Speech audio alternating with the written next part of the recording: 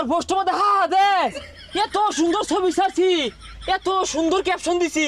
হ্যাঁ আরো দিবি, রাহুল রাস্তাকে দে। হ্যাঁ আরো দে। কিরম পাস 2 ঘন্টা হয়ে গেছে, একটা পোস্ট করলাম, এত সুন্দর একটা ছবি ছাড়লাম। হ্যাঁ বন্ধু বান্ধব একটাও রিয়েক্ট দেয় না, একটাও কমেন্ট করে না।